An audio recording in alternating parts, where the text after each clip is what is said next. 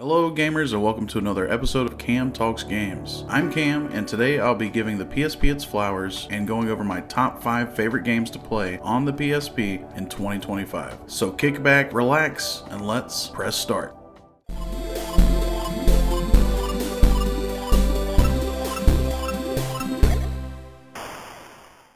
PSP. The Sony PSP, or PlayStation Portable, was launched in North America on March 24, 2005, marking Sony's bold entry into the handheld gaming market. With the PSP, Sony aimed to deliver a portable gaming device that could rival Nintendo's long-standing dominance in the handheld space, thanks to the success of the Game Boy. The PSP was a technological marvel for its time, featuring a 4.3-inch widescreen display, powerful hardware capable of delivering near-console quality graphics, and multimedia capabilities that went beyond gaming, such as music, movies, and even internet browsing. It featured the innovative Universal Media Disc, or UMD format for game distribution, which allowed for larger, more immersive games compared to the traditional cartridges used by other handheld consoles. The launch lineup included key titles like Ridge Racer, Luminous, and Twisted Metal Head-On, all which showcased the PSP's potential as a portable gaming beast. The reception of the PSP was largely positive, with critics and consumers alike impressed by its incredible graphics, expansive features, and the potential it held for gaming on the go.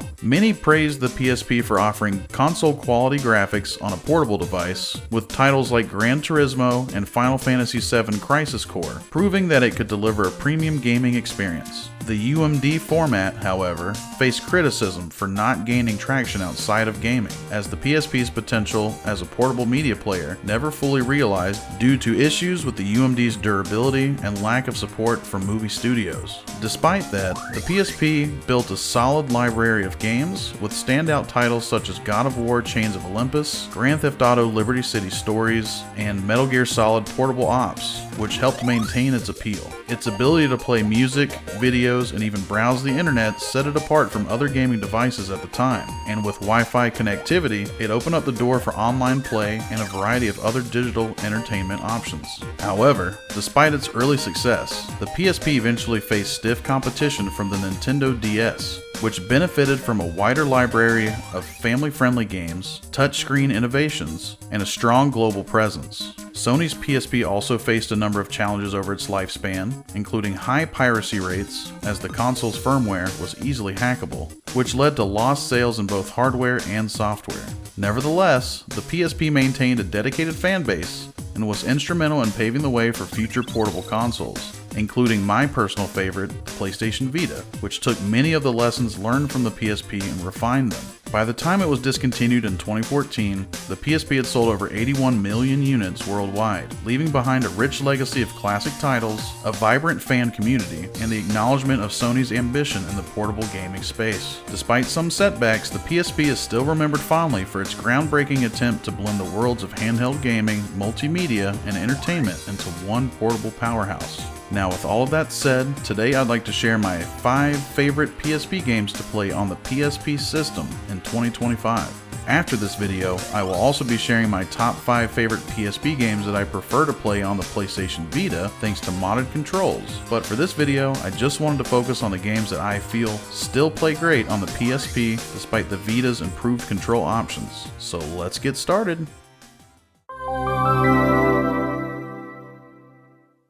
First up, we have Tony Hawk's Underground 2 Remix.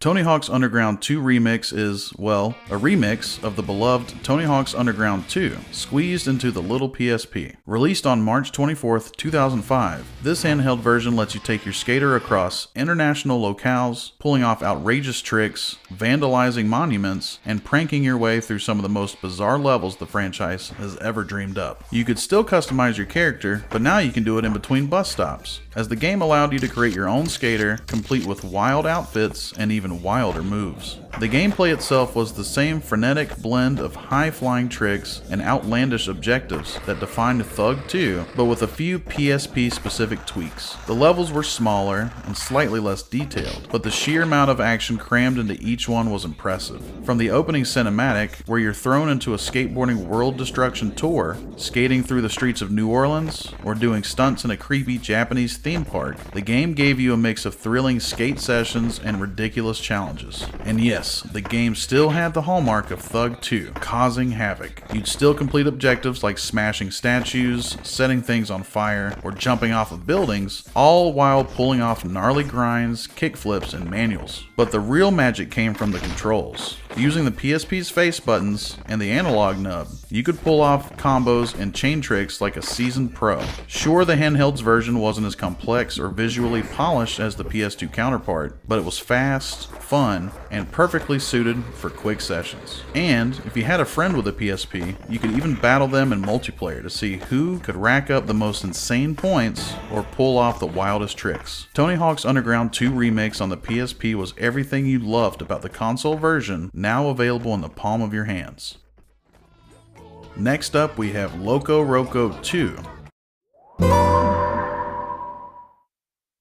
Loco Roco 2 launched on November 21st, 2008, and was the follow-up to the popular Loco Roco, which launched 2 years prior. The game's premise is simple. You control a bunch of jiggly, cheerful blobs of color that roll, bounce, and squish their way through vibrant levels. But don't let its cute exterior fool you. It's as much about solving puzzles as it is about having a blast while you're doing it. Using the L and R buttons on the PSP to tilt the world, you'll roll your Loco Roco through environments full of strange, delightful creatures, all while picking up more Loco Roco blobs to grow bigger, faster, and more ridiculous. The whole thing is an eccentric mix of physics-based gameplay and whimsical fun that makes you feel like you've wandered into an acid trip version of a children's cartoon. And you know what? It's brilliant. One of the standout features of Loco Roco 2 is the new abilities, particularly Loco Roco's singing. Yes, you heard that right. In this sequel, your Loco Roco can sing to solve puzzles, unlock new areas, and even defeat enemies. These melodic blobs belt out tunes that cause the environment to react. Walls will crumble, platforms will shift, and enemies will scatter when the Loco Roco hits those high notes. It's absolutely absurd, and yet somehow it works perfectly within the game's joyous, nonsensical universe. The platforming, already fun in the first game, is made even more dynamic with the addition of these new moves. Combine that with the satisfying feeling of rolling through lush landscapes and squeezing through tight spaces, and you've got a recipe for chaos, but the good kind. What really makes Loco Roco 2 shine, however, is its personality. The game isn't just about puzzles and physics, it's about feeling like you're living in a perpetual state of joy.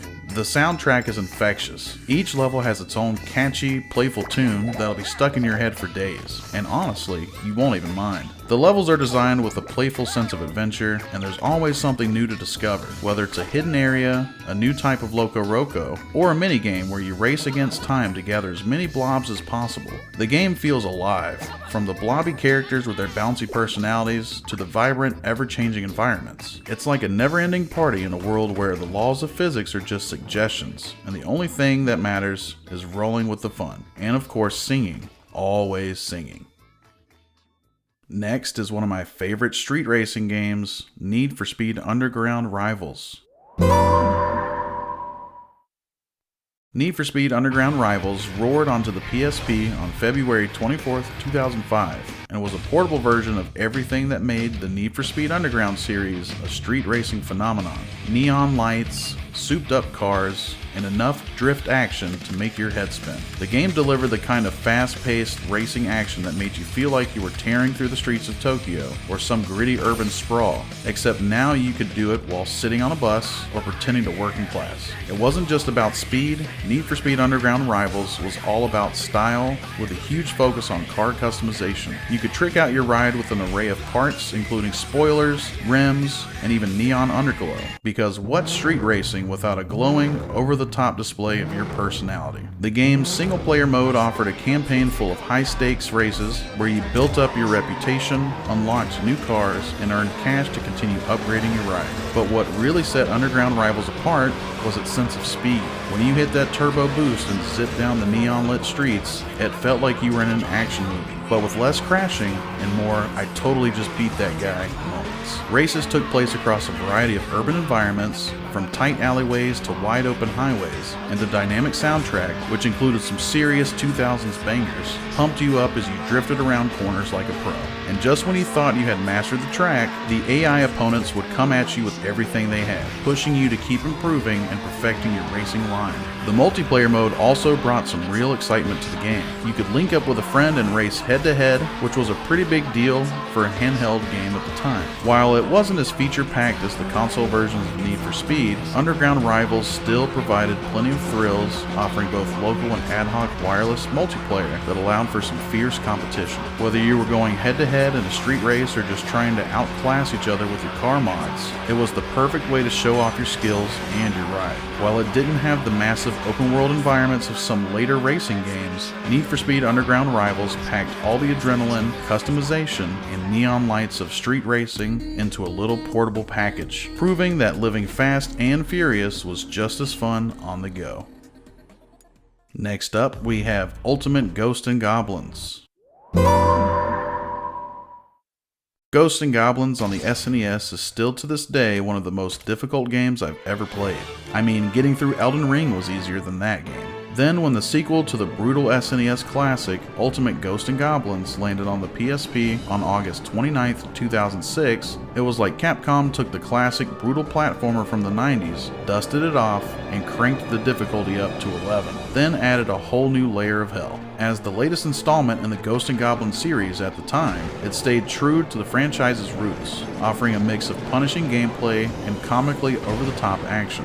You once again played as Sir Arthur, the armored knight on the never-ending quest to rescue his princess from the clutches of evil, while fighting through waves of monsters and enduring the kind of difficulty spikes that made you question your life choices. The game was unapologetically tough, but also charmingly retro, with its old-school art style, creepy enemies, and trademark "you died again" level of challenge. Yet somehow, the sheer fun of slashing through goblins and dodging fireballs kept me coming back for more. One of the best improvements in Ultimate Ghosts and Goblins was the addition of a more robust progression system. Unlike earlier entries where you'd lose your armor with a single hit, this game allowed Sir Arthur to upgrade his gear as you advanced through the levels, making him much more formidable, or at least less squishy. You also had the ability to collect a wide variety of weapons, from spears to thorn whips, all of which added a fresh dynamic to the gameplay. The controls were tight for a platformer on the PSP, with the analog stick giving you a bit more precision than the original arcade versions and SNES versions,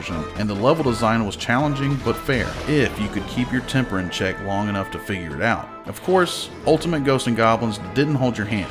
It's the kind of game where you die, respawn, and then die again, but each time you learned a little bit more about how to avoid these pesky skeletons, or jump just a bit higher to dodge that fire-breathing dragon. But let's talk about the real magic of Ultimate Ghosts and Goblins, the bosses. Each level culminated in a showdown against massive, grotesque creatures that could flatten you with a single swipe, until you learn their attack patterns and how to hit them without getting yourself roasted. The game didn't just throw in giant monsters for the spectacle, though they were pretty spectacular. It actually made fighting them feel like a tactical challenge. Of course, because it's Ghosts and Goblins, these bosses didn't just go down easily, and defeating them often required pinpoint precision and a whole lot of practice. In the game's new Hell mode, where you could revisit stages with tougher enemies and even crazier difficulty, you've got a portable platformer that was perfect for anyone who enjoyed the adrenaline rush of tough-as-nails gameplay. It was a true test of skill and endurance, ideal for those looking to prove they had what it takes to survive the madness of the Ghosts and Goblins universe, even if you did end up throwing your PSP across the room a few times. And now for my absolute favorite PSP game, My Katamari. My Katamari was the first portable Katamari Damacy game ever released. The game dropped in Japan on December 22nd, 2005. My Katamari was my first ever imported game, as I was too impatient to wait for the North American release. Following up on the quirky success of the original Katamari Damacy, This handheld version let you roll your way through a chaotic universe where the laws of physics and common sense were not only ignored, but actively mocked. The game's premise remains simple and absurd. You control a tiny, sticky ball called a Katamari, rolling it around to collect anything and everything in its path, from thumbtacks to skyscrapers. You start small, but by the end of each level, you're rolling up entire cities, forests, and possibly the entire planet. It's the perfect blend of surreal, colorful chaos, and now you could do it anywhere, no matter where you went. What made Me and My Katamari on the PSP so special was how the developers managed to take the core experience of the console games and squeeze it into a portable format without losing any of the quirky charm or satisfying gameplay. The controls were simple. Use the left analog stick and the right face buttons to roll your Katamari along and let the weirdness unfold. As you rolled over everything in sight, you'd gradually pick up more objects, paper clips, cows, entire buildings, until your Katamari grew large enough to start picking up things like trees and oceans. The beauty of it all? It was all set to a ridiculously catchy soundtrack, where you couldn't help but bop along to the tunes that were as playful and odd as the gameplay itself. It's the kind of game where the more you roll, the more you realize how utterly ridiculous this whole thing is, and yet it's impossible to put down. Of course, Me and My Katamari wouldn't be complete without the usual quirky storylines and eccentric characters. In this game, you're once again tasked with helping the king of all cosmos, who is basically a cosmic diva, by collecting things to restore the stars in the sky. Naturally, the more absurd the situation, the better. You'll roll your Katamari through jungles, snowy mountains, and even an art gallery, all while attempting to collect everyday items spread all over the place.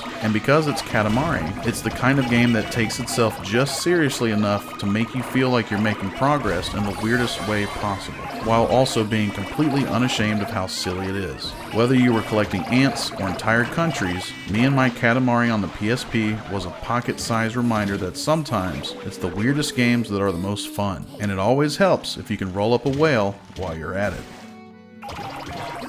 Now, for Me and My Katamari, the game does benefit from Vita's added second analog stick, as the PSP version utilizes the right face buttons as directional controls. So for that reason, some folks may enjoy playing this game on a PlayStation Vita as opposed to a PSP. But for me, as this was a game I was extremely excited about before it even came out in the States, I got incredibly used to controlling the game with the face buttons of the PSP and find myself enjoying the game still to this day on the PSP console. But just so you know, the PlayStation Vita does benefit from better controls for this game, so if you're not feeling the face buttons, or if it feels a little clunky to you, it's definitely a smoother experience on the PlayStation Vita. And that wraps it up for my top 5 favorite PSP games to play in 2025. But what are some of your favorite PSP games to play? Be sure to comment below and let me know which PSP games you've been playing lately. And if you enjoyed this video, be sure to like, subscribe, and share this video for more content just like it. Until next time, game proudly.